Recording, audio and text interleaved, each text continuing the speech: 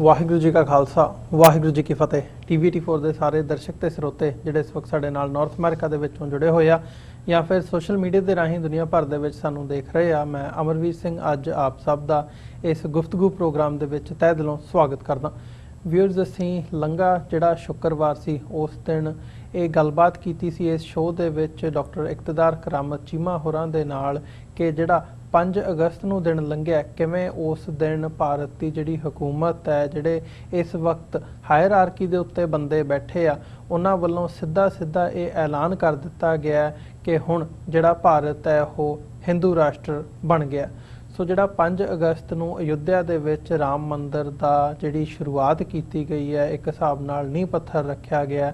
ਸੋ ਉਹਦੀਆਂ ਜਿਹੜੀਆਂ ਇੰਪਲੀਕੇਸ਼ਨਸ ਨੇ ਜਾਂ ਉਹਦੇ ਜਿਹੜੇ ਪ੍ਰਭਾਵ ਨੇ ਆਉਣ ਵਾਲੇ ਸਮੇਂ ਦੇ ਵਿੱਚ ਘੱਟ ਗਿਣਤੀਆਂ ਦੇ ਲਈ ਕੀ ਹੋਣਗੇ, ਇਹ ਸਾਡਾ ਅੱਜ ਦਾ ਵਿਸ਼ਾ। ਲੰਘੇ ਸ਼ੁੱਕਰਵਾਰ ਅਸੀਂ ਇਸ ਤੇ ਪਿਛੋਕੜ ਬਾਰੇ ਗੱਲ ਕੀਤੀ ਸੀ। ਡਾਕਟਰ ਇਕਤਦਾਰ ਚੀਮਾ ਹੋਰਾਂ ਨੇ ਆਪਣੇ ਜਿਹੜੇ ਵਿਚਾਰ ਨੇ ਇਤਿਹਾਸਕ ਪੱਖ ਤੋਂ ਸਾਡੇ ਨਾਲ ਸਾਂਝੇ ਕੀਤੇ ਸੀ ਕਿ ਕਿਵੇਂ ਜਿਹੜਾ ਬਾਬਰੀ ਮਸਜਿਦ ਨੂੰ ਢਾਹੁਣ ਦੀ ਗੱਲ ਹੈ 1992 ਦੇ ਵਿੱਚ, ਉਹਦਾ ਜਿਹੜਾ ਪਿਛੋਕੜ ਹੈ ਬਾਬਰੀ ਮਸਜਿਦ ਦਾ, ਤੇ ਉਹ ਤੋਂ ਜਿਹੜਾ ਸਫ਼ਰ ਹੁਣ ਤੱਕ ਦਾ ਅਸੀਂ ਦੇਖਦੇ ਹਾਂ ਕਿਵੇਂ ਉਹਦੇ ਵਿੱਚ ਜੁਡੀਸ਼ਰੀ ਯੂਜ਼ ਹੋਈ ਹੈ ਜਾਂ ਓਵਰਆਲ ਇਹ ਸਾਰਾ ਪਾਰਟ ਹੈ। ਸੋ ਇੱਥੋਂ ਗੱਲਬਾਤ ਅਸੀਂ ਅੱਜ ਅੱਗੇ ਤੋਰਾਂਗੇ ਤੇ ਇਸ ਸਾਰੇ ਮਾਮਲੇ ਦੀਆਂ ਅੱਗੇ ਕੀ ਇੰਪਲੀਕੇਸ਼ਨਸ ਹੋਣਗੀਆਂ ਉਹਦੇ ਤੇ ਡਾਕਟਰ ਚੀਮਾ ਦੇ ਨਾਲ ਅਸੀਂ ਅੱਜ ਵਿਚਾਰ ਕਰਨ ਜਾ ਰਹੇ ਹਾਂ। ਸੋ ਆਓ ਉਹਨਾਂ ਨਾਲ ਮਿਲ ਕੇ ਅੱਜ ਦੀ ਇਸ ਵਿਚਾਰ ਚਰਚਾ ਦੀ ਸ਼ੁਰੂਆਤ ਕਰਦੇ ਹਾਂ। ਡਾਕਟਰ ਇਕਤਦਾਰ ਕਰਾਮਤ ਚੀਮਾ ਜਿਹੜੇ ਕਿ ਪੋਲੀਟੀਕਲ ਐਨਾਲਿਸਟ ਵੀ ਨੇ, ਸਕਾਲਰ ਨੇ, ਹਿਸਟੋਰੀਅਨ ਨੇ, UK ਤੋਂ ਇਸ ਵਕਤ ਸਾਡੇ ਨਾਲ ਜੁੜੇ ਹੋਏ ਆ।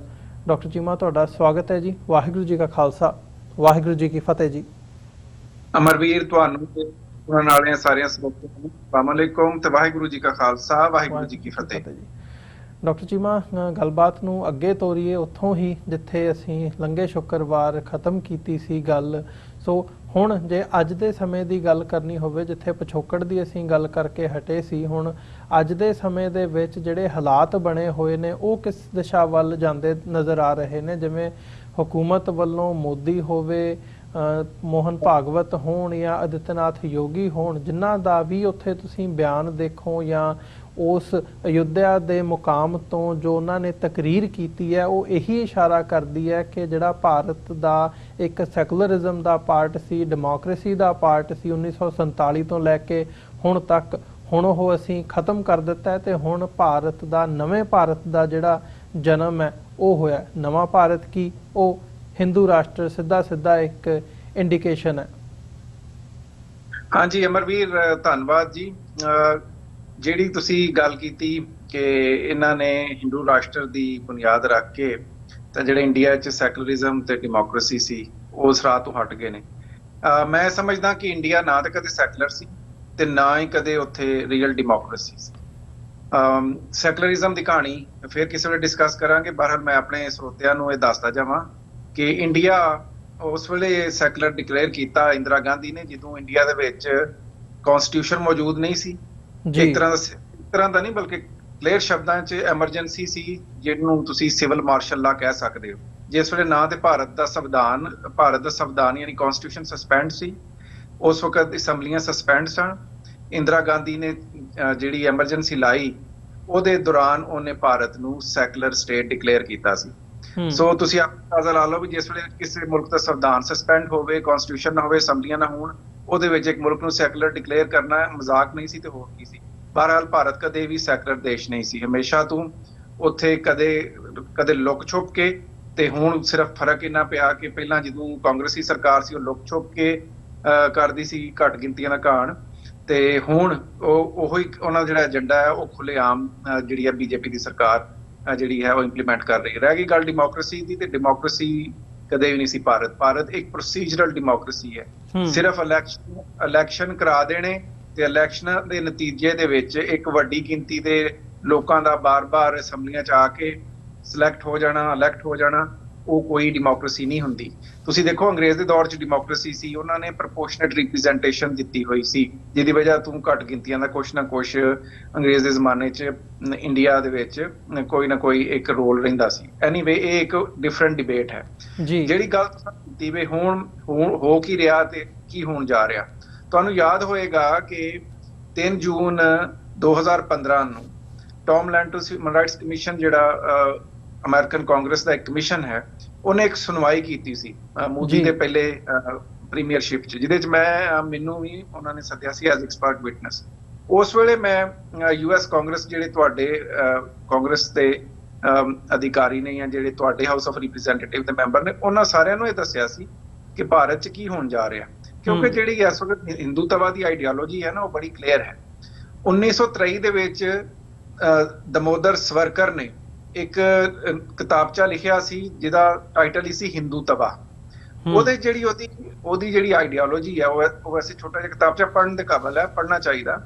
ਉਹ 'ਚ ਉਹਨੇ ਇੱਕ ਬੜੀ ਕਲੀਅਰ ਆਈਡੀਓਲੋਜੀ ਦਿੱਤੀ ਵੀ ਹਿੰਦੂਇਜ਼ਮ ਕੋਈ ਧਰਮ ਨਹੀਂ ਹੈ, ਬਲਕਿ ਹਰ ਉਹ ਸ਼ਖਸ ਜਿਹੜਾ ਇੰਡਸ ਰਿਵਰ ਯਾਨੀ ਦਰਿਆ ਸਿੰਧ ਤੋਂ ਲੈ ਕੇ ਤੇ ਇੰਡੀਅਨ ਓਸ਼ਨ ਯਾਨੀ ਜਿਹਦੇ ਵਿੱਚ ਪੂਰਾ ਅਨਡਿਵਾਈਡਡ ਸਬ ਕੰਟੀਨੈਂਟ ਹੈ, ਉਹਦੇ 'ਚ ਉਹ ਹਰ ਬੰਦਾ ਜਿਹਦੀ ਇਹ ਪੁੱਤਰ ਭੂਮੀ ਹੈ ਯਾਨੀ ਫਾਦਰਲੈਂਡ ਹੈ, ਤੇ ਜਾਂ ਜਿਹਦੀ ਇਹ ਪੁੰਨ ਭੂਮੀ ਹੈ ਜਾਂ ਹੋਲੀ ਲੈਂਡ ਹੈ। ਯਾਨੀ ਮਤਲਬ ਇਹ ਹੋਇਆ ਕਿ ਉਹਨੇ ਕਿਹਾ ਵੀ ਜਿਸ ਸ਼ਖਸ ਦੀ ਇਹ ਫਾਦਰਲੈਂਡ ਹੈ ਜਾਂ ਹੋਲੀ ਲੈਂਡ ਹੈ, ਜਿਹਨੇ ਭਾਰਤ ਦੇ ਸਬ ਕੰਟੀਨੈਂਟ ਜਨਮ ਲਿਆ, ਉਹ ਹਿੰਦੂ ਹੀ ਹੈ। ਉਹਦਾ ਮਤਲਬ ਇਹ ਹੈ ਕਿ ਉਹ ਧਰਮ ਜਿਹੜੇ ਹਿੰਦੁਸਤਾਨ ਦੇ ਵਿੱਚ ਜਨਮੇ ਨੇ, ਯਾਨੀ ਸਿੱਖੀਜ਼ਮ, ਜੈਨ ਮਤ ਤੇ ਬੁੱਧ ਮਤ, ਇਹ ਜਿਹੜੇ ਨੇ ਇਹ ਅਸਲ 'ਚ ਹਿੰਦੂ ਹੀ ਨੇ, ਤੇ ਇਹਨਾਂ ਦੀ ਹੋਲੀ ਲੈਂਡ ਵੀ ਇਹ ਹੀ ਹੈ। ਸੋ ਉਹਨੇ ਕਿਹਾ ਵੀ ਇਹ ਜਿਹੜੇ ਸਾਰੇ ਆ ਹਿੰਦੂ ਨੇ, ਤੇ ਜਿਹੜੇ ਬਾਹਰੋਂ ਆਏ ਨੇ ਜਿਹਦੇ ਵਿੱਚ ਜਿਨ੍ਹਾਂ ਦੀ ਇਹ ਫਾਦਰਲੈਂਡ ਜਾਂ ਹੋਲੀ ਲੈਂਡ ਨਹੀਂ, ਜਿਹਦੇ ਵਿੱਚ ਧਰਮ ਇਸਲਾਮ ਹੈ, ਜੂਡਾਇਜ਼ਮ ਹੈ, ਕ੍ਰਿਸਚੈਨਿਟੀ ਹੈ, ਉਹਨਾਂ ਨੂੰ ਇੱਥੇ ਰਹਿਣ ਦਾ ਕੋਈ ਅਧਿਕਾਰ ਨਹੀਂ। ਸੋ ਇਹ ਹੈ ਹਿੰਦੂਤਵਾ ਦੀ ਆਈਡੀਓਲੋਜੀ, ਜਿਹਨੂੰ ਅੱਜ ਦੀ BJP ਜਿਹੜੀ ਹੈ ਉਹ ਅਮਲੀ ਜਾਮਾ ਪਹਿਨਾ ਰਹੀ ਹੈ। ਸੋ ਇਹ BJP ਜਾਂ ਮੋਦੀ ਇਹ ਤਾਂ ਸਿਰਫ ਇੱਕ ਫਰੰਟਮੈਨ ਜਾਂ ਫਰੰਟ ਆਰਗੇਨਾਈਜੇਸ਼ਨ ਹੈ। ਅਸਲ ਇਹਦੇ ਪਿੱਛੇ ਜਿਹੜੀ ਤਾਕਤ ਹੈ ਉਹ ਸੰਘ ਪਰਿਵਾਰ ਦੀ ਹੈ। ਹੁਣ ਸੰਘ ਪਰਿਵਾਰ 'ਚ ਤੁਹਾਨੂੰ ਪਤਾ ਹੈ ਕਿ 3 ਵੱਡੀਆਂ ਸੰਸਥਾਵਾਂ ਨੇ, ਜਿਹਦੇ 'ਚ RSS, ਵਿਸ਼ਵਾ ਹਿੰਦੂ ਪ੍ਰੀਸ਼ਦ ਤੇ ਬਜਰੰਗ ਦਲ ਹੈ। VSP ਜਾਂ ਵਿਸ਼ਵਾ ਹਿੰਦੂ ਪ੍ਰੀਸ਼ਦ ਤੇ ਬਜਰੰਗ ਦਲ ਨੂੰ ਤੇ ਜਿਹੜੀ ਯੂਨਾਈਟਿਡ ਸਟੇਟਸ ਦੀ CIA ਹੈ, ਜਿਹੜੀ ਇਸ ਮੁਲਕ ਦੀ ਸਭ ਤੋਂ ਸਨਮੋਰ ਸੰਸਥਾ ਹੈ, ਉਹਨੇ ਮਿਲੀਟੈਂਟ ਰਿਲੀਜੀਅਸ ਆਰਗੇਨਾਈਜੇਸ਼ਨ ਆਲਰੇਡੀ ਐਲਾਨ ਦਿੱਤਾ ਹੋਇਆ ਹੈ। ਉਸ ਤੋਂ ਤੁਹਾਨੂੰ ਇਹਨਾਂ ਦਾ ਕਰੈਕਟਰ ਪਤਾ ਚੱਲ ਜਾਏਗਾ। ਰਹਿ ਗਈ RSS ਦੀ ਗੱਲ, ਤੇ RSS ਵੀ ਇਹਨਾਂ VHP ਔਰ ਬਜਰੰਗ ਦਲ ਤੋਂ ਘੱਟ ਨਹੀਂ ਹੈ। ਸੋ ਇਹਨਾਂ ਦਾ ਜਿਹੜਾ ਏਜੰਡਾ ਹੈ, ਇਹਨਾਂ ਨੇ ਇਹ ਕੰਮ ਅਪਣਾਇਆ ਕਿ ਇਲੈਕਸ਼ਨ ਨਹੀਂ ਲੜਦੇ, ਬਲਕਿ ਇਹ ਮੋਦੀ ਵਰਗਿਆਂ ਨੂੰ, BJP ਨੂੰ ਅੱਗੇ ਲਾਉਂਦੇ ਨੇ। ਔਰ ਅਗਰ ਮੋਦੀ ਅੱਜ ਪ੍ਰਧਾਨ ਮੰਤਰੀ ਨਹੀਂ ਵੀ ਰਹਿੰਦਾ, ਉਹਦੇ ਥਾਂ ਕੋਈ ਹੋਰ ਲੈ ਲਏਗਾ। ਸੋ ਇਹ ਜਿਹੜਾ ਹਿੰਦੂਤਵਾ ਹੈ, ਇੱਕ ਇਸ ਤਰ੍ਹਾਂ ਦਾ ਵਾਇਰਸ ਹੈ ਜਿਹੜਾ ਕਿਸੇ ਵੀ ਬਾਡੀ 'ਚ ਚਲਾ ਜਾਂਦਾ ਹੈ। ਜਿਸ ਤਰ੍ਹਾਂ ਤੁਹਾਨੂੰ ਪਤਾ ਨਾ, ਵਾਇਰਸ ਜਿਹੜਾ ਇੱਕ ਬੰਦੇ ਤੋਂ ਦੂਸਰੇ ਨੂੰ ਸ਼ਿਫਟ ਹੋ ਜਾਂਦਾ, ਇੱਕ ਜਿਸਮ ਨੂੰ ਛੱਡਦਾ ਤੇ ਦੂਸਰੇ ਨੂੰ ਲੱਗ ਜਾਂਦਾ। ਸੋ ਹਿੰਦੂਤਵਾ ਦੇ ਇਸੇ ਏਜੰਡੇ ਦੇ ਹੇਠ ਜਿਹੜੇ ਅੱਜ ਦਾ ਦੌਰ ਆਇਆ ਹੈ, ਮੋਦੀ ਦਾ ਸੈਕਿੰਡ ਟੈਨਿਓਰ ਆਇਆ ਹੈ, ਉਹ 'ਚ ਕੀ ਹੋਇਆ? ਹੁਣ ਤੁਸੀਂ ਦੇਖੋ ਮੋਦੀ ਨੇ ਕੀ ਕਿਹਾ ਹੈ। ਜਿਹੜਾ ਮੈਂ ਪਹਿਲਾਂ ਗੱਲ ਕੀਤੀ ਨਾ ਕਿ ਉਹਨਾਂ ਦਾ ਜਿਹੜਾ ਇਹ ਵਿਚਾਰਧਾਰਾ ਹੈ ਕਿ ਜਿਹੜੇ ਧਰਮ ਇੱਥੇ ਪੈਦਾ ਹੋਏ ਨੇ, ਜਿਸ ਤਰ੍ਹਾਂ ਸਿੱਖੀ ਹੈ, ਸੋ ਇਹਨੂੰ ਅਸਾਂ ਕਿਸ ਤਰ੍ਹਾਂ ਹਿੰਦੂਇਜ਼ਮ ਦੇ ਦਾਇਰੇ 'ਚ ਲਿਆਉਣਾ, ਉਹ ਇਹੀ ਗੱਲ ਮੋਦੀ ਨੇ ਕੀਤੀ ਹੈ। ਸਿੱਖਾਂ ਨੇ ਸ਼ਾਇਦ ਗੌਰ ਨਾਲ ਨਾ ਸੁਣੀ ਹੋਏ, ਉਹਨੇ ਮੰਦਿਰ ਦੀ ਬੁਨਿਆਦਾਂ ਰੱਖਦਿਆਂ ਹੋਇਆਂ ਕਿਹਾ 10ਵੇਂ ਪਾਤਸ਼ਾਹ ਗੁਰੂ ਗੋਬਿੰਦ ਸਿੰਘ ਦੇ ਬਾਰੇ ਕਿ ਉਹਨਾਂ ਨੇ ਵੀ ਗੋਬਿੰਦ ਰਾਮਾਇਣ ਜਿਹੜੀ ਹੈ ਉਹ ਸੋਧੀ ਸੀ। ਹੁਣ ਇੱਕ ਕਿੱਡਾ ਵੱਡਾ ਝੂਠ ਹੈ। ਔਰ ਦੂਸਰੀ ਗੱਲ ਹੈ, ਉਹਨੇ ਇਹ ਬਣਾਉਣ ਦੀ ਕੋਸ਼ਿਸ਼ ਕੀਤੀ ਹੈ ਕਿ ਜਿਸ ਤਰ੍ਹਾਂ 10ਵੇਂ ਪਾਤਸ਼ਾਹ ਗੁਰੂ ਗੋਬਿੰਦ ਸਿੰਘ ਕੋਈ ਹਿੰਦੂਆਂ ਦੇ ਰਿਸ਼ੀ ਜਾਂ ਮੁਨੀ, ਤੇ ਜਿਸ ਤਰ੍ਹਾਂ ਤੁਲਸੀਦਾਸ ਨੇ ਕੋਈ ਰਾਮਾਇਣ ਲਿਖੀ ਸੀ, ਉਸ ਤਰ੍ਹਾਂ ਗੁਰੂ ਗੋਬਿੰਦ ਸਿੰਘ ਮਹਾਰਾਜ ਨੇ ਵੀ ਕੋਈ ਆਪਣੀ ਰਾਮਾਇਣ ਲਿਖ ਦਿੱਤੀ। ਇਹ ਉਹ ਵਿਚਾਰਧਾਰਾ ਹੈ ਜਿਹਦੇ ਹੇਠ ਅੱਜ ਵੀ ਧਾਰਾ 25(2) ਜਿਹੜੀ ਹੈ ਭਾਰਤ ਦੇ ਸੰਵਿਧਾਨ ਦੀ ਸਿੱਖਾਂ ਨੂੰ ਕੇਸ਼ਾਧਾਰੀ ਹਿੰਦੂ ਠਹਿਰਾਉਂਦੀ।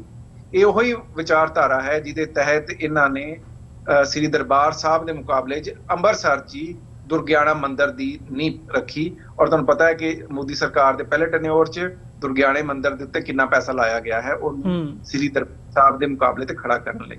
ਸੋ ਇਹ ਤੇ ਹੈ ਉਹਨਾਂ ਦਾ ਹਮਲਾ RSS ਦਾ ਸਿੱਧਾ ਸਿੱਖੀ ਦੇ ਉੱਤੇ। ਔਰ ਜਿਸ ਤਰ੍ਹਾਂ ਤੁਹਾਨੂੰ ਪਤਾ ਹੈ ਕਿ COVID-19 ਦੇ ਕ੍ਰਾਈਸਿਸ ਜੋ ਕੁਛ ਸਿੱਖ ਸੰਗਤਾਂ ਦਾ ਹਾਲ ਕੀਤਾ ਗਿਆ ਹੈ, ਔਰ ਜਿਸ ਤਰ੍ਹਾਂ 3 ਸਿੱਖ ਗੁਰਦੁਆਰਿਆਂ ਤੇ ਇਸ ਮੋਦੀ ਦੌਰ 'ਚ ਕਬਜ਼ਾ ਹੋਇਆ ਹੈ, ਜਿਹਦੇ ਵਿੱਚ ਗੁਰਦੁਆਰਾ ਗਿਆਨ ਦੀ ਗੋਦੜੀ ਵੀ ਸ਼ਾਮਲ ਹੈ।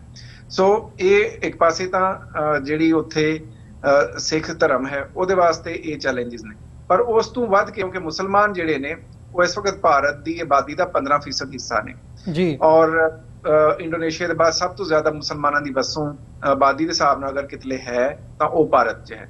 ਉਹਨਾਂ ਨੂੰ ਸਬਕ ਇਸ ਸਰਕਾਰ ਪੂਰਾ ਸਿਖਾਉਣ ਦੀ ਕੋਸ਼ਿਸ਼ ਕਰ ਰਹੀ ਹੈ। ਕਸ਼ਮੀਰ ਦਾ ਮਸਲਾ ਤਾਂ ਪੁਰਾਣਾ ਹੈ ਹੀ, ਉਹ ਤੇ ਅਸੀਂ ਪਹਿਲਾਂ ਕਈ ਵਾਰੀ ਗੱਲ ਕਰ ਚੁੱਕੇ ਹਾਂ ਕਿ ਕਸ਼ਮੀਰ ਦੇ ਵਿੱਚ 370 ਮੁਕਾ ਕੇ ਜੋ ਕਸ਼ਮੀਰੀਆਂ ਦਾ ਹਾਲ ਕੀਤਾ ਹੈ ਔਰ ਉਹਨਾਂ ਦਾ ਜੀਣਾ ਹਰਾਮ ਕੀਤਾ ਹੋਇਆ ਹੈ।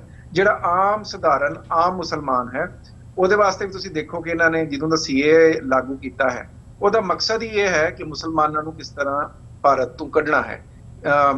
ਕਿਉਂਕਿ ਇਹ ਕਿਹਾ ਤਾਂ ਇਹ ਗਿਆ ਕਿ ਅਸੀਂ ਬਾਹਰ ਤੋਂ ਆਉਣ ਵਾਲੇ ਜਿਹੜੇ ਦੂਸਰੇ ਦੇਸ਼ਾਂ 'ਚ ਹਿੰਦੂ ਨੇ ਉਹਨਾਂ ਨੂੰ ਲਵਾਂਗੇ, ਸਿੱਖਾਂ ਨੂੰ ਲਵਾਂਗੇ, ਪਰ ਉਹਦੇ ਨਾਲ ਜਿਹੜਾ ਨੈਸ਼ਨਲ ਰਜਿਸਟਰ ਦੀ ਗੱਲ ਕੀਤੀ ਜਾ ਰਹੀ ਹੈ ਕਿ ਉਹਦੇ ਉੱਤੇ ਤੁਹਾਨੂੰ ਸਾਬਤ ਕਰਨਾ ਪਏਗਾ ਵੀ ਤੁਹਾਡੇ ਵੱਡੇ ਹਿੰਦੁਸਤਾਨੀ ਸੀ, ਹਿੰਦੁਸਤਾਨ 'ਚ ਪੈਦਾ ਹੋਏ, ਉਹਨਾਂ ਦੇ ਕੋਲ ਕੋਈ ਪਛਾਣ ਸੀ ਹਿੰਦੁਸਤਾਨੀ ਹੋਣ ਦੀ।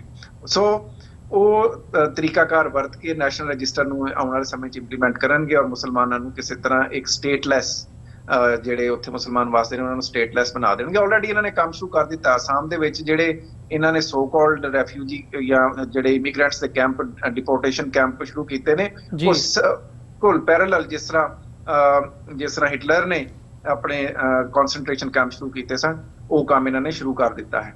ਹੁਣ ਹੋਏਗਾ ਸੂਰਤ-ਹਾਲ ਜਿਸ, ਔਰ ਫਿਰ ਤੁਸੀਂ ਦੇਖਿਆ ਕਿ ਜਦੋਂ ਕਰੋਨਾ ਦਾ ਮਸਲਾ ਬਣਿਆ ਕੋਵਿਡ-19 ਦਾ, ਤੇ ਕਿਸ ਤਰ੍ਹਾਂ ਤਬਲੀਗੀ ਜਮਾਤ ਨੂੰ ਕਿਹਾ ਗਿਆ ਕਿ ਇਹ ਜਿਹੜਾ ਹੈ ਉਹ ਬਿਮਾਰੀ ਫੈਲਾ ਰਹੇ ਨੇ ਔਰ ਕਰੋਨਾ ਦੇ ਨਾਲ ਇਹ ਜਹਾਦ ਕਰ ਰਹੇ ਨੇ। ਫਿਰ ਕਿਸ ਤਰ੍ਹਾਂ ਮੁਸਲਮਾਨ ਔਰਤਾਂ ਨੂੰ ਜਿਹੜਾ ਹੈ ਤੁਸੀਂ ਇਹ ਦੇਖੋ ਕਿ ਆਮ ਸਧਾਰਨ ਨਹੀਂ, ਹਿੰਦੂ ਡਾਕਟਰਾਂ ਨੇ ਦੇ ਬਿਆਨ ਸੋਸ਼ਲ ਮੀਡੀਆ ਤੇ ਨੇ। ਹਸਪਤਾਲ ਦੀ ਹੈੱਡ ਦੇ, ਮੈਡੀਕਲ ਕਾਲਜਾਂ ਦੀ ਹੈੱਡ ਇੱਕ ਹਿੰਦੂ ਲੇਡੀ ਇਹ ਕਹਿ ਰਹੀ ਹੈ ਕਿ ਮੁਸਲਮਾਨਾਂ ਤੋਂ ਜ਼ਿਆਦਾ ਟੀਕਾ ਲਾਉਣਾ ਚਾਹੀਦਾ, ਇਹਨਾਂ ਦੇ ਉੱਤੇ ਰਿਸੋਰਸਿਸ ਜ਼ਾਇਆ ਨਹੀਂ ਕਰਨੇ ਚਾਹੀਦੇ, ਇਹ ਤੇ ਸਾਰੇ ਦਹਿਸ਼ਤਗਰਦ ਨੇ। ਜਦੋਂ ਇੱਕ ਪੜ੍ਹੇ ਲਿਖੇ ਤਬਕੇ ਦੀ ਇੰਨੀ ਹਿੰਦੂਤਵੀ ਸੋਚ ਹੋਵੇ ਤੇ ਆਮ ਬੰਦਾ, ਸਧਾਰਨ ਬੰਦਾ ਕੀ ਸੋਚਦਾ ਹੋਵੇਗਾ। ਫਿਰ ਇੰਡੀਆਂ ਵੀਡੀਓ ਜਿਹ 'ਚ ਮੁਸਲਮਾਨ ਨੂੰ ਮਾਰ ਕੇ ਕਿਹਾ ਜਾ ਰਿਹਾ ਕਿ ਤੁਸੀਂ ਜੈ ਸ਼੍ਰੀ ਰਾਮ ਦਾ ਨਾਰਾ ਲਾਓ। ਔਰ ਜੋ ਦਿੱਲੀ ਦੇ ਵਿੱਚ ਹੋਇਆ, ਜਿਸ ਤਰ੍ਹਾਂ ਮੁਸਲਮਾਨਾਂ ਦਾ ਕਤਲੇਆਮ ਹੋਇਆ, ਜਿਹਨੇ ਸਿੱਖ ਜੈਨੋਸਾਈਡ ਦੀ ਯਾਦ ਤਾਜ਼ਾ ਕਰ ਦਿੱਤੀ ਇਸ ਹਕੂਮਤ ਦੇ ਹੇਠ, ਉਹ ਤੋਂ ਸਿਰਫ ਇੱਕ ਸੁਨੇਹਾ ਦੇ ਰਹੇ ਨੇ ਕਿ ਹਿੰਦੂ ਜਿਹੜੇ ਨੇ, ਹਿੰਦੂਤਵੀ ਜਿਹੜੇ ਨੇ, ਇਹ ਦੇਸ਼ ਹੁਣ ਸਿਰਫ ਉਹਨਾਂ ਵਾਸਤੇ ਆ ਔਰ ਇੱਕ ਹਿੰਦੂ ਰਾਸ਼ਟਰ ਬਣ ਗਿਆ ਹੈ। ਇਹਨੂੰ ਭਾਵੇਂ ਹਿੰਦੂ ਰਾਸ਼ਟਰ ਦਾ ਨਾਂ ਦੇਣ ਨਾ ਦੇਣ, ਪਰ ਇਹ ਉਹਨਾਂ ਨੇ ਇੱਕ ਹਿੰਦੂ ਰਾਸ਼ਟਰ ਦੀ ਸਥਾਪਤੀ ਕਰ ਦਿੱਤੀ ਹੈ ਔਰ ਉਹਦੇ ਵਿੱਚ ਘੱਟ ਗਿਣਤੀਆਂ ਦੇ ਰਹਿਣ ਦਾ ਕੋਈ ਥਾਂ ਨਹੀਂ। ਹੁਣ ਜਾਂ ਮੁਸਲਮਾਨ ਉੱਥੋਂ ਛੱਡ ਕੇ ਚਲੇ ਜਾਣ, ਤੇ ਜਾਂ ਜਿਹੜੀ ਜਿਸ ਤਰ੍ਹਾਂ ਡਾਕਟਰ ਸਾਹਿਬ ਦਾ ਵੀ ਮੈਂ ਪ੍ਰੋਗਰਾਮ ਸੁਣਿਆ ਕਿ ਜਿਸ ਤਰ੍ਹਾਂ ਮੁਸਲਮਾਨਾਂ ਦੀ ਕਨਵਰਜਨ ਸ਼ੁਰੂ ਹੋ ਗਈ ਹੈ। ਤੁਹਾਨੂੰ ਪਤਾ ਹੈ ਕਿ ਮੈਂ ਜਦੋਂ ਕਾਂਗਰਸ ਦੇ ਵਿੱਚ ਟੈਸਟੀਫਾਈ ਕੀਤਾ ਸੀ ਐਕਸਪਰਟ ਵਿਟਨੈਸ, ਤੇ ਉਦੋਂ ਵੀ ਮੈਂ ਕਿਹਾ ਸੀ ਕਿ ਜਿਹੜੀ ਇਹਨਾਂ ਨੇ ਘਰ ਵਾਪਸੀ ਸਕੀਮ ਸ਼ੁਰੂ ਕੀਤੀ ਹੈ ਕਿਸੇ ਨਾ ਕਿਸੇ ਹੋਰ ਸੂਰਤ 'ਚ ਹੁਣ ਸਾਹਮਣੇ ਆਏਗੀ। ਹੁਣ ਇਹਨਾਂ ਨੇ ਉਦਾਂ ਖੁੱਲ ਕੇ ਘਰ ਵਾਪਸੀ ਸਕੀਮ ਤੇ ਸ਼ੁਰੂ ਨਹੀਂ ਕੀਤੀ, ਪਰ ਸਾਨੂੰ ਪਤਾ ਹੈ ਕਿ ਇਹਨਾਂ ਨੇ ਫਿਰ ਤੋਂ ਮੁਸਲਮਾਨਾਂ ਦੀ ਫੋਰਸਫੁਲ ਕਨਵਰਸ਼ਨ ਸ਼ੁਰੂ ਕਰ ਲਈ। ਬਲਕਿ ਮਾਹੌਲ ਹੀ ਇਦਾਂ ਦਾ ਪੈਦਾ ਹੋ ਗਿਆ ਕਿ ਹੁਣ ਸਧਾਰਨ ਮੁਸਲਮਾਨ ਕੋਲ ਸਿਵਾਏ ਹਿੰਦੂਇਜ਼ਮ 'ਚ ਕਨਵਰਟ ਹੋਣ ਦੇ ਹੋਰ ਕੋਈ ਰਾਹ ਨਹੀਂ ਰਹੇਗਾ। ਔਰ ਤੁਸੀਂ ਇਹ ਦੇਖੋ ਕਿ 23 ਰਿਆਸਤਾਂ ਨੇ ਭਾਰਤ ਦੀਆਂ ਜਿਨ੍ਹਾਂ ਦੇ ਵਿੱਚ ਐਂਟੀ ਕਨਵਰਜਨ ਲਾਅ ਮੌਜੂਦ ਨੇ, ਜਿਹਦੇ 'ਚ ਸੰਵਿਧਾਨਕ ਤੌਰ ਤੇ ਸਪਸ਼ਟ ਹੈ ਕਿ ਕਿਸੇ ਵੀ ਧਰਮ ਦੇ ਬੰਦੇ ਨੂੰ ਦੂਸਰੇ ਧਰਮ ਦੇ ਵਿੱਚ ਜਿਹੜਾ ਹੈ ਧਰਮ ਪਰਿਵਰਤਨ ਇੰਨਾ ਸੌਖਾ ਨਹੀਂ ਕਰਨ ਦਿੱਤਾ ਜਾਏਗਾ। ਪਰ ਇਹ ਹਿੰਦੂਤਵਾ ਦੀ ਆਈਡੀਓਲੋਜੀ ਨਾਲ ਸਰਕਾਰ ਨੇ ਉਹਦੇ ਵਿੱਚ ਇਸ ਤਰ੍ਹਾਂ ਦੀ ਇੰਟਰਪ੍ਰੀਟੇਸ਼ਨ ਕਰ ਲਈ ਹੈ, ਕਿਉਂਕਿ ਉਹੀ ਹੈ ਨਾ ਆਈਡੀਓਲੋਜੀ ਜਿਹਦਾ ਅਸੀਂ ਸ਼ੁਰੂ ਜ਼ਿਕਰ ਕੀਤਾ ਸਵਰਕਰ ਦੀ।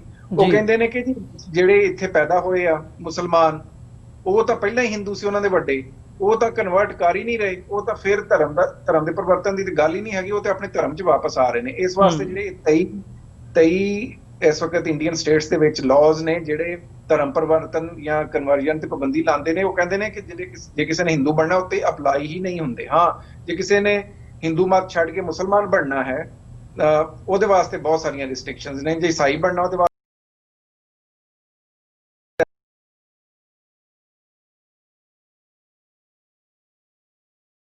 ਜਾਂ ਕ੍ਰਿਸਚੀਅਨ ਬਣਨਾ ਹੋਵੇ ਤਾਂ ਉਹਨੂੰ ਕੋਈ ਸਪਾਊਸਲ ਰਾਈਟਸ ਨਹੀਂ, ਉਹਨੂੰ ਆਪਣੇ ਬੱਚੇ ਤੱਕ ਜਿਹੜੇ ਆ ਉਹ ਹੋਣੇ ਪੈਂਦੇ ਆ ਔਰ ਉਹਨਾਂ ਕੋਲੋਂ ਉਹਦੇ ਪੈਰੈਂਟਲ ਰਾਈਟਸ ਵੀ ਖੋਹ ਲੈਂਦੇ ਨੇ।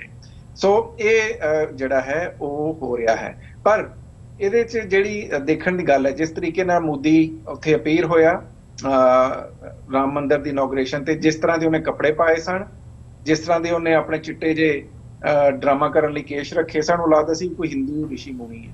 ਭਾਰਤ ਦੇ ਆਮ ਲੋਕਾਂ ਨੂੰ ਇਹ ਗੱਲ ਸਮਝਣੀ ਚਾਹੀਦੀ ਹੈ ਕਿ ਉਹਨੇ ਇਹ ਲਿਬਾਸ ਪਾ ਕੇ ਕੋਈ ਭਾਰਤ ਦਾ ਇਹਦੇ ਨਾਲ ਬੜਾ ਮੁਕਾਮ ਉੱਚਾ ਨਹੀਂ ਹੋਇਆ। ਭਾਰਤ ਜਿਹੜਾ ਉਹ ਇੱਕ ਬੜਾ ਡਾਈਵਰਸ ਮੁਲਕ ਹੈ, ਜਿਹਦੇ 'ਚ ਹਿੰਦੂ ਵੀ ਵਸਦਾ, ਮੁਸਲਮਾਨ ਵੀ ਵਸਦਾ, ਸਿੱਖ, ਈਸਾਈ, ਪਾਦਰੀ, ਬਹੁਤ ਸਾਰੇ ਧਰਮ ਵਸਦੇ ਨੇ। ਉਹ ਸਿਰਫ ਇੱਕ ਹਿੰਦੂਤਵਾ ਦਾ ਨੁਮਾਇੰਦਾ ਲੱਗਾ ਮੈਨੂੰ ਉਹ ਭਾਰਤ ਦਾ ਨੁਮਾਇੰਦਾ ਵੀ ਨਹੀਂ ਲੱਗਾ, ਨਾ ਭਾਰਤ ਦੇ ਲੋਕਾਂ ਦਾ ਨੁਮਾਇੰਦਾ ਲੱਗਾ। ਮੈਨੂੰ ਉਹ ਸਿਰਫ ਹਿੰਦੂਤਵੀਆਂ ਦਾ ਇੱਕ ਮੋਹਰਾ ਲੱਗਾ, ਜਿਸ ਤਰ੍ਹਾਂ ਉਹਨੇ ਇਹ ਸਾਰਾ ਇਸ ਪੂਰੀ ਸੈਰੇਮਨੀ ਨੂੰ ਕੀਤਾ। ਇਸ ਚੀਜ਼ ਮੈਨੂੰ ਖੁਸ਼ੀ ਹੈ ਕਿ ਇਹਦੇ 'ਚ ਸਿੱਖ ਸੰਗਤ ਨੇ ਉਸ ਤਰ੍ਹਾਂ ਸ਼ਮੂਲੀਅਤ ਨਹੀਂ ਕੀਤੀ।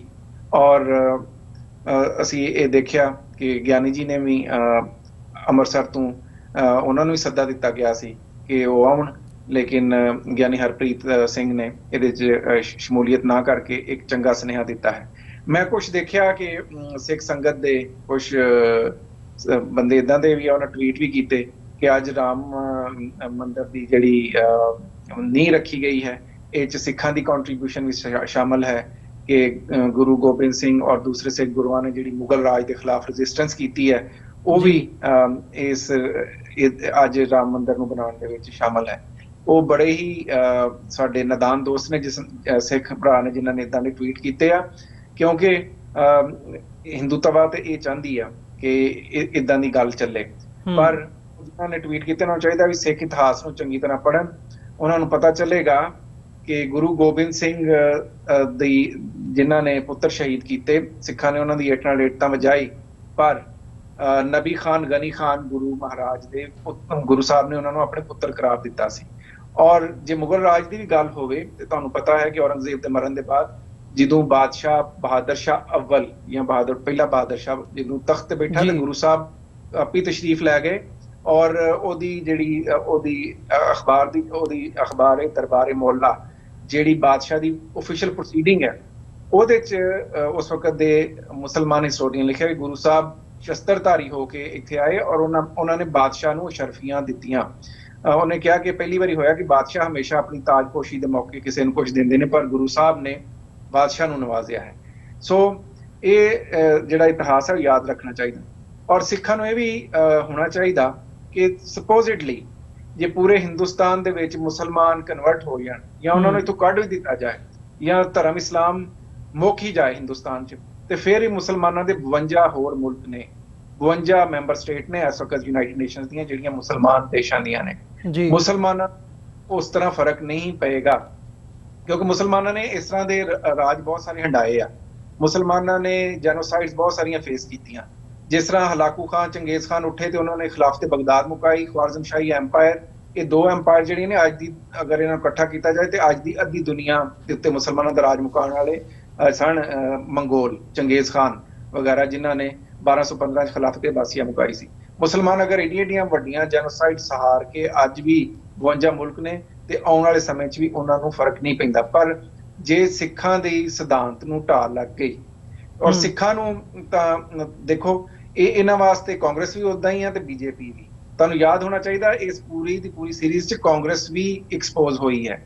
ਜਿਸ ਵੇਲੇ ਦਰਬਾਰ ਸਾਹਿਬ ਤੇ ਹਮਲਾ ਹੋਇਆ ਸੀ ਤੇ ਉਸ ਵੇਲੇ ਬੀਜੇਪੀ ਦੀ ਲੀਡਰਸ਼ਿਪ ਨੇ ਜਿਹੜਾ ਹੈ ਉਹਨੂੰ ਦੁਰਗਾ ਮਾਤਾ ਦਾ ਟਾਈਟਲ ਦਿੱਤਾ ਸੀ ਇੰਦਰਾ ਗਾਂਧੀ ਨੂੰ। ਅੱਜ ਉਦਾਂ ਉਸ ਤਰ੍ਹਾਂ ਹੀ ਦੀ ਸ਼ਲਾਘਾ ਇੰਦਰਾ ਗਾਂਧੀ ਦੀ ਪੋਤਰੀ ਨੇ ਕੀਤੀ ਹੈ ਕਿ ਰਾਮ ਮੰਦਿਰ ਦੇ ਇਨੋਗ੍ਰੇਸ਼ਨ ਦੇ ਦਿਨ ਨੂੰ ਨੈਸ਼ਨਲ ਯੂਨਿਟੀ ਡੇ ਦੇ ਤੌਰ ਤੇ ਮਨਾਇਆ ਜਾਏ।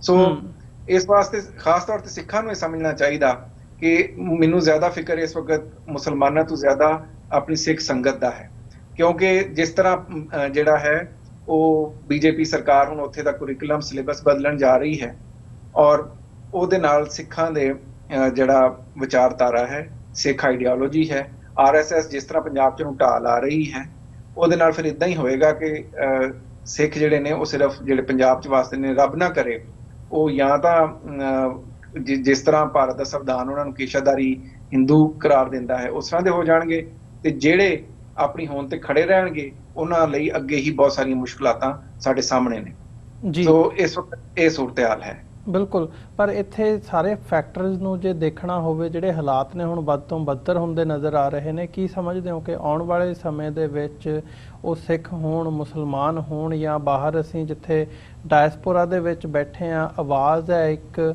ਉਹ ਆਵਾਜ਼ ਜਿਹੜੀ ਹੈ ਉਹ ਐਕਸਰਸਾਈਜ਼ ਵੀ ਕੀਤੀ ਜਾਂਦੀ ਹੈ, ਕੋਸ਼ਿਸ਼ ਵੀ ਕੀਤੀ ਜਾਂਦੀ ਹੈ ਵੀ ਇਹ ਸਾਰੇ ਪਾਰਟ ਦਾ ਵਿਰੋਧ ਹੋਵੇ।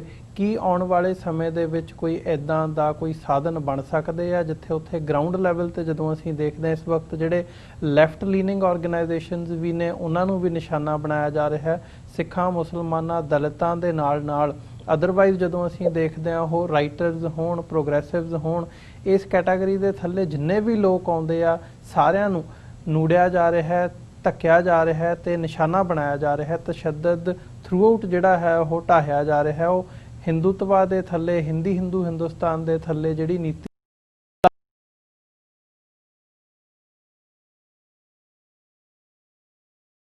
ਨਾਲ ਕੋਈ ਉੱਥੇ ਇਹ ਸਾਰੇ ਪਾਰਟ ਨੂੰ ਟਾਕਰਾ ਇਹਦਾ ਕੀਤਾ ਜਾ ਸਕਦਾ ਹੈ ਜਾਂ ਇਹਦਾ ਵਿਰੋਧ ਕੀਤਾ ਜਾ ਸਕਦਾ ਹੈ ਤੇ ਇਹਨੂੰ ਠੱਲ ਪਾਈ ਜਾ ਸਕਦੀ ਹੈ।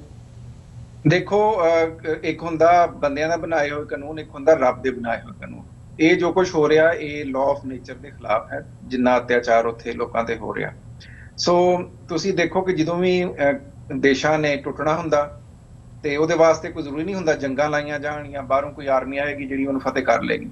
ਜਿਹੜੇ ਦੇਸ਼ ਇਹਨਾਂ ਰਾਹਾਂ ਤੇ ਟੁੱਟਦੇ ਆ, ਜਿਨ੍ਹਾਂ ਦੇ ਉੱਤੇ ਹਿੰਦੂਤਵਾ ਦੀ ਫੋਰਸਿਸ ਅੱਜ ਕੱਲ੍ਹ ਚੱਲੀਆਂ ਹੋਈਆਂ, ਇਹਦੇ ਨਾਲ ਭਾਰਤ ਦਾ ਕਾਇਮ ਰਹਿਣਾ ਨਜ਼ਰ ਨਹੀਂ ਆਉਂਦਾ, ਕਿਉਂਕਿ ਭਾਰਤ ਪਹਿਲਾਂ ਮੁਖਤਲਿਫ ਧਰਮਾਂ ਦਾ ਮੁਲਕ ਸੀ ਤੇ ਜਦ ਹੁਣ ਉਹਨੇ ਰਹਿਣਾ ਇੱਕੋ ਹੀ ਧਰਮ ਦਾ ਮੁਲਕ ਤੇ ਉੱਥੇ ਦੇ ਮੁਸਲਮਾਨਾਂ, ਉੱਥੇ ਦੇ ਬੋਧੀਆਂ, ਜੈਨੀਆਂ, ਸਿੱਖਾਂ ਨੇ ਵੀ ਤੇ ਕੁਛ ਨਾ ਕੁਛ ਆਪਣੇ ਸਰਵਾਈਵਲ ਲਈ ਕਰਨਾ ਹੀ ਆ ਨਾ।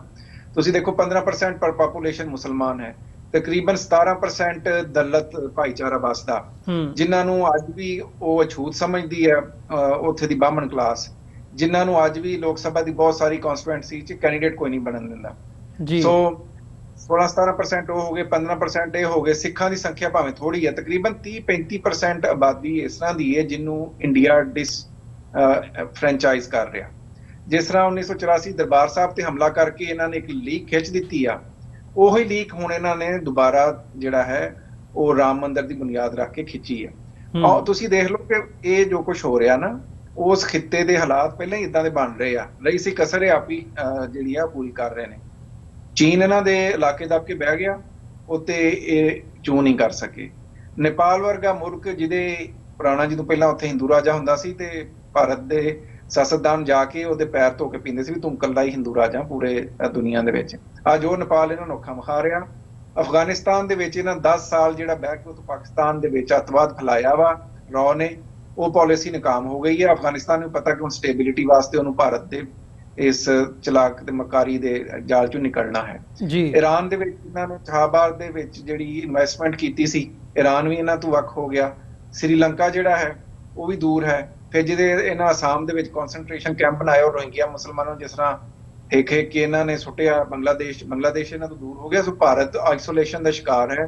ਦੂਸਰੇ ਪਾਸੇ ਇਹਨਾਂ ਦੀ ਇਕਨੋਮੀ ਕਿਹੜੇ ਪਾਸੇ ਜਾ ਰਹੀ ਹੈ, ਕੋਵਿਡ ਦਾ ਕਿੰਨਾ ਵੱਡੀ ਮੁਸੀਬਤ ਹੈ ਇਸ ਵਕਤ ਜਿਹੜਾ ਹੈ ਉੱਥੇ। ਸੋ ਇਹ ਸਾਰੇ ਫੈਕਟਰ ਮਿਲਾ ਕੇ ਰਹੀ ਸੀ ਕਸਰ ਜਿਹੜੀ ਹੈ ਉਹ ਹਿੰਦੂਤਵਾ ਦੀ ਫੌਜ ਜਿਹੜੀ ਇਸ ਵਕਤ ਜਿਹੜੇ ਇਹਨਾਂ ਦੇ ਸੋ ਕਾਲਡ ਕਾਰ ਸੇਵਕ ਨੇ, ਜਿਹੜੇ ਅੱਜ ਉੱਥੇ ਤੱਕ ਹੀ ਸੀਮਤ ਨਹੀਂ ਰਹੇ, ਉਹ ਤਾਂ ਹੁਣ ਜਿਹੜੀਆਂ ਨਾ ਗੱਲਾਂ ਅੱਗੇ ਦੀਆਂ ਕਰ ਰਹੇ ਨੇ ਕਿ ਅਸੀਂ ਹੁਣ ਜਿਹੜਾ ਹੈ ਉਹ ਇਹਦੇ ਬਾਅਦ ਜਿਹੜਾ ਹੈ ਅਸਾਂ ਹੋਰ ਥਾਵਾਂ ਤੇ ਵੀ ਕਬਜ਼ੇ ਕਰਨੇ ਨੇ, ਹੋਰ ਥਾਵਾਂ ਤੇ ਵੀ ਇਦਾਂ ਦੇ ਮੰਦਿਰ ਬਣਾਉਣੇ ਨੇ। ਸੋ ਇਹਦੇ ਨਾਲ ਜਦੋਂ ਇਸ ਤਰ੍ਹਾਂ ਦੇ ਹਾਲਾਤ ਪੈਦਾ ਹੋ ਜਾਣ ਤੇ ਉਹ ਫਿਰ ਰਿਆਸਤਾਂ ਜ਼ਿਆਦਾ ਦੇਰ ਕਾਇਮ ਨਹੀਂ ਰਹਿੰਦੀਆਂ। ਉਹ ਤੁਹਾਨੂੰ ਪਤਾ ਨਾ, ਜਦੋਂ ਬਾਬਰੀ ਮਸਜਿਦ ਨੂੰ ਸ਼ਹੀਦ ਕੀਤਾ ਸੀ ਤੇ ਇਹਨਾਂ ਨੇ ਜਿਹੜਾ ਹੈ ਉਹ ਪਾਰਲੀਮੈਂਟ ਦੇ ਗਲਿਆਰਿਆਂ 'ਚ ਇਹ ਨਾਅਰੇ ਲਾਏ ਸਨ, ਇਹ ਤੋਂ ਪਹਿਲੀ ਝਾਂਕੀ ਹੈ, ਕਾਸ਼ੀ ਮਥੁਰਾ ਬਾਕੀ ਹੈ। ਹੁਣ ਇਹ ਕਾਸ਼ੀ ਤੇ ਮਥੁਰਾ ਜਾ ਕੇ ਇਸ ਤਰ੍ਹਾਂ ਦੇ ਮੰਦਿਰ ਬਣਾਉਣਗੇ, ਪਰ ਇਹ ਕੰਮ ਹਿਟਲਰ ਨੇ ਕੀਤਾ ਸੀ। ਉਹਨੇ ਜਰਮਨ ਕੌਮ ਦੇ ਜਿਹੜੇ ਗਰੀਬੀਅਨਸ ਸਨ, ਉਹਨੇ ਕਿਹਾ ਕਿ ਤੁਹਾਡੀ ਦੇਖੋ, ਹਿਟਲਰ ਨੇ ਆਪਣੀ ਕੌਮ ਨੂੰ ਇਹ ਸਮਝਾਇਆ ਕਿ ਜਰਮਨੀ ਦੀ ਕਿੱਡੀ ਇਨਸਲਟ ਹੋਈ ਹੈ ਫਸਟ ਵਰਲਡ ਵਾਰ ਦੇ ਬਾਅਦ, ਕਿਸ ਤਰ੍ਹਾਂ ਸਾਡੇ ਇਲਾਕਿਆਂ ਤੇ ਦੂਸਰੇ ਯੂਰਪੀ ਮੁਲਕਾਂ ਨੇ ਕਬਜ਼ਾ ਕਰ ਲਿਆ। ਉਹੋ ਹੀ ਕੰਮ ਇਹ ਹਿੰਦੂਤਵਾ ਦੀ ਫੌਜ ਜਿਹੜੀ ਆ ਉੱਥੇ ਦੀ ਵੱਡ ਗਿਣਤੀ ਨੂੰ ਦੱਸ ਰਹੀ ਆ ਕਿ ਤੁਹਾਡੇ ਤੇ 1000 ਸਾਲ ਮੁਸਲਮਾਨਾਂ ਨੇ ਰਾਜ ਕੀਤਾ, ਤੁਹਾਡੇ ਮੰਦਿਰਾਂ ਨੂੰ ਮਸੀਤਾਂ 'ਚ ਕਨਵਰਟ ਕੀਤਾ, ਉੱਠੋ ਇਹਨਾਂ ਨੂੰ ਅੱਜ ਸਬਕ ਸਿਖਾਓ। ਇਹ ਕੰਮ ਹਿਟਲਰ ਕਰਨ ਉੱਠਿਆ ਸੀ। ਥੋੜੀ ਦੇਰ ਤੇ ਇਦਾਂ ਲੱਗਾ ਕਿ ਉਹਨੇ ਪੂਰੇ ਯੂਰਪ ਤੇ ਕਬਜ਼ਾ ਹੀ ਕਰ ਲੈਣਾ ਤੇ ਉਹ ਕਾਮਯਾਬ ਹੋ ਗਿਆ ਤੇ ਉਹਨੇ ਇੰਨੇ ਸਾਰਿਆਂ ਦੇਸ਼ਾਂ ਤੇ ਕਬਜ਼ਾ ਕਰ ਲਿਆ। ਲੱਗਦਾ ਸੀ ਵੀ ਉਹਦਾ ਰਾਜ ਜਿਹੜਾ ਹੈ ਉਹ ਮੁੱਕਣਾ ਨਹੀਂ, ਉਹ ਦੌਰ ਜਿਹੜਾ ਸੀ ਜ਼ਬਰ ਤੇ ਸਿਤਮ ਦਾ ਉਹ ਕਦੇ ਖਤਮ ਨਹੀਂ ਹੋਣਾ। ਪਰ ਬਾਅਦ ਦੇ ਵਿੱਚ ਜੋ ਹਸ਼ਰ ਹਿਟਲਰ ਦਾ ਹੋਇਆ ਔਰ ਜੋ ਉਹਦੇ ਹੇਠ ਉਹਦੀ ਆਈਡੀਓਲੋਜੀ ਨਾਲ ਚੱਲਦੀ ਹੋਈ ਨਾਜ਼ੀ ਪਾਰਟੀ ਤੇ ਉਹਦੇ ਸਪੋਰਟਰਸ ਦਾ ਹੋਇਆ, ਉਹ ਸਾਰੀ ਦੁਨੀਆ ਨੂੰ ਪਤਾ ਹੈ। ਉਹੀ ਹਾਲ ਜਿਹੜਾ ਹੈ ਉਹ ਨਰਿੰਦਰ ਮੋਦੀ ਤੇ ਬੀਜੇਪੀ ਦੀ ਸਰਕਾਰ ਨੇ ਭਾਰਤ ਦਾ ਕਰਨਾ ਹੈ। ਸੋ ਸਾਨੂੰ ਆਸ ਰੱਖਣੀ ਚਾਹੀਦੀ ਹੈ ਕਿ ਆਉਣ ਵਾਲੇ ਵਕਤ ਦੇ ਵਿੱਚ ਇਸ ਤਰ੍ਹਾਂ ਦੀਆਂ ਜਿਹੜੀਆਂ ਚੀਜ਼ਾਂ ਜਿਹੜੀਆਂ ਲਾਅ ਆਫ ਨੇਚਰ ਦੇ ਖਿਲਾਫ ਨੇ, ਉਹਨਾਂ ਨੂੰ ਆਪਣੇ ਮੂੰਹ ਦੀ ਖਾਣੀ ਪਏਗੀ। ਮੈਂ ਇੱਕ ਜਿਹੜਾ ਹੈ ਬੇਨਤੀ ਭਾਰਤ ਦੇ ਆਮ ਸ਼ਹਿਰੀ ਤੋਂ ਵੀ ਕਰਨਾ ਚਾਹੁੰਦਾ ਜੀ। ਰਾਮ ਮੰਦਿਰ ਬਣ ਗਿਆ, ਤੁਸੀਂ ਕਾਸ਼ੀ ਮਥੁਰਾ 'ਚ ਵੀ ਮੰਦਿਰ ਬਣਾ ਲਓ, ਪਰ ਇਹ ਯਾਦ ਰੱਖਿਓ ਕਿ ਇਹ ਮੰਦਿਰ ਬਣਨ ਨਾਲ ਨਾ ਤੁਹਾਨੂੰ ਰੋਟੀ ਮਿਲਣੀ ਆ, ਨਾ ਤੁਹਾਡਾ ਭੁੱਖ ਤੋਂ ਛੁਟਕਾਰਾ ਹੋਣਾ, ਨਾ ਬਿਮਾਰੀ ਤੋਂ, ਨਾ ਤੁਹਾਡੇ ਬੱਚਿਆਂ ਨੂੰ ਤਾਲੀਮ ਮਿਲਣੀ ਹੈ। ਸੋ ਇਹ ਸਰਕਾਰਾਂ ਜਿਹੜੀਆਂ ਨੇ ਨਰਿੰਦਰ ਮੋਦੀ ਵਰਗੀਆਂ ਔਰ ਹੋਰ ਸਰਕਾਰਾਂ ਵੀ ਉਸ ਖਿੱਤੇ ਦੀਆਂ, ਜਿਹੜੇ ਉਸ ਖਿੱਤੇ ਦੇ ਅਸਲ ਮਸਲੇ ਨੇ, ਭੁੱਖ, ਬਿਮਾਰੀ, ਅਨਪੜ੍ਹਤਾ, ਉਹ ਤੋਂ ਲੋਕਾਂ ਦੀ ਤਵੱਜੋ ਹਟਾਉਣ ਲਈ ਇਦਾਂ ਦੇ ਕੰਮਾਂ ਦੇ ਪਿੱਛੇ ਉਹਨਾਂ ਨੂੰ ਲਾਈ ਰੱਖਦੇ ਨੇ। ਇਹ ਹੁਣ ਲੋਕਾਂ ਨੂੰ, ਆਮ ਬੰਦੇ ਨੂੰ ਸੁਚੇਤ ਹੋਣ ਦੀ ਲੋੜ ਹੈ ਕਿ ਇਹਨਾਂ ਸਿਆਸੀ ਮੱਕਾਰੀਆਂ ਔਰ ਚਲਾਕੀਆਂ ਤੋਂ ਬਾਹਰ ਆ ਕੇ ਇਹਨਾਂ ਸਿਆਸਤਦਾਨਾਂ ਨੂੰ ਅਕਾਊਂਟੇਬਲ ਠਹਿਰਾਉਣ ਔਰ ਆਪਣੇ ਅਸਲ ਜਿਹੜੇ ਉਸ ਖਿੱਤੇ ਦੇ ਮਸਲੇ ਨੇ ਉਹਨਾਂ ਵਾਲੇ ਪਾਸੇ ਇਹਨਾਂ ਦੀ ਤਵੱਜੋ ਦਿਵਾਉਣ। ਸੋ ਉਹਦੇ ਨਾਲ ਹੀ ਨਾਲ ਜਿਹੜੀਆਂ ਜਥੇਬੰਦੀਆਂ ਨੇ ਘੱਟ ਗਿਣਤੀਆਂ ਦੀਆਂ, ਉਹਨਾਂ ਨੂੰ ਚਾਹੀਦਾ ਕਿ ਇਕੱਠਾ ਹੋ ਕੇ ਆਪਣਾ ਸੰਘਰਸ਼ ਕਰਨ ਪੁਰਅਮਨ ਤਰੀਕੇ ਨਾਲ। ਔਰ ਭਾਰਤ ਦਾ ਸੰਵਿਧਾਨ ਵੀ ਇੱਕ ਅਜੀਬ ਜਿਹਾ ਸੰਵਿਧਾਨ ਹੈ, ਜਿਹਨੇ ਅੱਜ ਤੱਕ ਮਾਈਨੋਰਟੀ ਦੀ ਗੱਲ ਤਾਂ ਕੀਤੀ। ਜਿਹੜੀ ਮੇਰੀ United States commission on international religious freedom ਨੇ ਰਿਪੋਰਟ ਛਾਪੀ ਸੀ, ਉਹ 'ਚ ਮੈਂ ਕਲੀਅਰਲੀ ਪੁੱਛਿਆ ਵੀ ਅੱਜ ਤੱਕ ਭਾਰਤੀ ਸੰਵਿਧਾਨ ਨੇ ਕਲੀਅਰ ਹੀ ਨਹੀਂ ਕੀਤਾ ਮਾਈਨੋਰਟੀ ਤੋਂ ਉਹਨਾਂ ਦਾ ਮਤਲਬ ਕੀ ਹੈ। ਔਰ ਸੁਪਰੀਮ ਕੋਰਟ ਆਫ ਇੰਡੀਆ 'ਚ ਪਟੀਸ਼ਨ ਵੀ ਕੀਤੀ ਹੋਈ ਹੈ ਮਾਈਨੋਰਟੀਜ਼ ਨੇ ਕਿ ਤੁਸੀਂ ਮਾਈਨੋਰਟੀ ਬਾਰ-ਬਾਰ ਕਨਸਟੀਟਿਊਸ਼ਨ 'ਚ ਲਿਖਿਆ ਤੇ ਹੈਗਾ, ਮਾਈਨੋਰਟੀ ਦਾ ਮਤਲਬ ਤਾਂ ਡਿਫਾਈਨ ਕਰ ਦਿਓ, ਮਾਈਨੋਰਟੀ ਤੁਹਾਡਾ ਮਤਲਬ ਕੀ ਹੈ। ਸੋ ਇਹ ਦਲਿਤ ਭਾਈਚਾਰਾ, ਮੁਸਲਮਾਨ, ਕ੍ਰਿਸਚਨ, ਬੋਧੀ, ਜੈਨੀ, ਸਿੱਖ, ਇਹ ਸਾਰੇ ਮਿਲ ਕੇ ਇੱਕ ਆਵਾਜ਼ ਹੋ ਜਾਣ ਤੇ ਹਿੰਦੂਤਵਾ ਦੀ ਜਿਹੜੀ ਇਸ ਵਕਤ ਲਹਿਰ ਚੱਲੀ ਹੈ ਉਹਨੂੰ ਠੱਲ ਪਾਈ ਜਾ ਸਕਦੀ ਹੈ। ਜੀ ਬਿਲਕੁਲ ਡਾਕਟਰ ਚੀਮਾ, ਤੁਹਾਡਾ ਬਹੁਤ-ਬਹੁਤ ਧੰਨਵਾਦ। ਸਮਾਂ ਨਹੀਂ ਇਜਾਜ਼ਤ ਦਿੰਦਾ ਗੱਲਬਾਤ ਨੂੰ ਅੱਗੇ ਤੋਰੀਏ, ਪਰ ਆਉਣ ਵਾਲੇ ਦਿਨਾਂ ਦੇ ਵਿੱਚ ਕੋਸ਼ਿਸ਼ ਕਰਾਂਗੇ ਕਿ ਤੁਹਾਡੇ ਨਾਲ ਦੁਬਾਰਾ ਰਾਬਤਾ ਰੱਖ ਕੇ ਇਹ ਜਿਹੜੀਆਂ ਡਿਵੈਲਪਮੈਂਟਸ ਹੋ ਰਹੀਆਂ ਨੇ ਦੁਬਾਰਾ ਫਿਰ ਤੁਹਾਡੇ ਨਾਲ ਵਿਚਾਰਾਂ ਦੀ ਸਾਂਝ ਪਾਈ ਜਾਵੇ। ਸੋ ਬਹੁਤ ਚੰਗਾ ਲੱਗਾ ਗੱਲ ਕਰਕੇ, ਬਹੁਤ-ਬਹੁਤ ਧੰਨਵਾਦ ਜੀ। ਵਾਹਿਗੁਰੂ ਜੀ ਕਾ ਖਾਲਸਾ, ਵਾਹਿਗੁਰੂ ਜੀ ਕੀ ਫਤਿਹ ਜੀ। ਵਾਹਿਗੁਰੂ ਜੀ ਕਾ ਖਾਲਸਾ, ਵਾਹਿਗੁਰੂ ਜੀ ਕੀ ਫਤਿਹ। ਵਿਊਅਰਸ, ਉਮੀਦ ਕਰਦੇ ਹਾਂ ਜਿਹੜੀ ਅੱਜ ਦੀ ਸਾਡੀ ਇਹ ਵਿਚਾਰ ਚਰਚਾ ਸੀ, ਮੌਜੂਦਾ ਹਾਲਾਤ ਕਿੱਦਾਂ ਦੇ ਆ ਭਾਰਤ ਦੇ ਵਿੱਚ, ਉਸ ਬਾਬਤ ਡਾਕਟਰ ਇਕਤਦਾਰ ਚੀਮਾ ਹੋਰਾਂ ਨੇ ਆਪਣੇ ਜਿਹੜੇ ਵਿਚਾਰ ਨੇ ਸਾਂਝੇ ਕੀਤੇ ਆ। ਉਮੀਦ ਕਰਦੇ ਹਾਂ ਇਹ ਗੱਲਬਾਤ ਤੁਹਾਨੂੰ ਜ਼ਰੂਰ ਪਸੰਦ ਆਈ ਹੋਵੇਗੀ। ਸੋ ਤੁਸੀਂ ਸਾਡੇ ਤੱਕ ਆਪਣੀ ਜਿਹੜੀ ਫੀਡਬੈਕ ਆ, ਤੁਹਾਡੇ ਸਵਾਲ ਨੇ, ਉਹ ਸੋਸ਼ਲ ਮੀਡੀਆ ਰਾਹੀਂ ਸਾਡੇ ਤੱਕ ਪੁੱਜਦੇ ਕਰ ਸਕਦੇ ਹੋ। ਸੋ ਅੱਜ ਦੇ ਸ਼ੋਅ ਦੇ ਵਿੱਚ ਇੱਥੇ ਹੀ ਇਜਾਜ਼ਤ ਚਾਹਾਂਗੇ। ਜਾਂਦੇ ਮੈਂ ਬੇਨਤੀ ਜ਼ਰੂਰ ਕਰਨਾ ਚਾਹੂੰਗਾ ਕਿ ਇਸ ਪਲੇਟਫਾਰਮ ਨੂੰ TV84 ਨੂੰ ਚੱਲਦਾ ਰੱਖਣ ਦੇ ਲਈ, ਅੱਗੇ ਵਧਾਉਣ ਦੇ ਲਈ ਤੁਹਾਡੀ ਸਹਾਇਤਾ ਦੀ ਸਾਨੂੰ ਲੋੜ ਹੈ। TV84 ਨੂੰ ਡੋਨੇਟ ਕਰਨ ਦੇ ਲਈ ਤੁਸੀਂ ਸਾਡੀ ਵੈਬਸਾਈਟ www.tv84.tv ਤੇ ਜਾ ਕੇ ਸਾਨੂੰ ਡੋਨੇਟ ਕਰ ਸਕਦੇ ਹੋ ਤੇ ਮੰਥਲੀ ਡੋਨੇਸ਼ਨਸ ਦੇ ਲਈ ਪਲੇਜ ਕਰ ਸਕਦੇ ਹੋ। ਚੈੱਕ ਰਾਹੀਂ ਡੋਨੇਸ਼ਨਸ ਭੇਜਣ ਦੇ ਲਈ TV84 ਦੇ ਨਾਂ ਦਾ ਚੈੱਕ ਬਣਾ ਕੇ ਤੁਸੀਂ ਸਾਨੂੰ ਸਾਡੇ ਐਡਰੈਸ ਤੇ ਮੇਲ ਕਰ ਸਕਦੇ ਹੋ। 3601 37th ਐਵਨਿਊ, ਲੌਂਗ ਆਈਲੈਂਡ ਸਿਟੀ, ਨਿਊਯਾਰਕ 11101। ਵੈਬਸਾਈਟ ਫਿਰ ਦੱਸਦੇ ਹਾਂ ਇੱਕ ਵਾਰ, www.tv84.tv। ਇਸੇ ਦੇ ਨਾਲ ਵਿਊਅਰਸ, ਅੱਜ ਦੇ ਇਸ ਪ੍ਰੋਗਰਾਮ ਦੇ ਵਿੱਚ ਇੱਥੇ ਹੀ ਇਜਾਜ਼ਤ ਚਾਹਾਂਗੇ। ਦੁਬਾਰਾ ਫਿਰ ਕੱਲ੍ਹ ਨੂੰ ਤੁਹਾਡੇ ਨਾਲ ਮੁਲਾਕਾਤ ਹੋਵੇਗੀ। ਇਜਾਜ਼ਤ ਦਿਓ ਜੀ। ਵਾਹਿਗੁਰੂ ਜੀ ਕਾ ਖਾਲਸਾ, ਵਾਹਿਗੁਰੂ ਜੀ ਕੀ ਫਤਿਹ।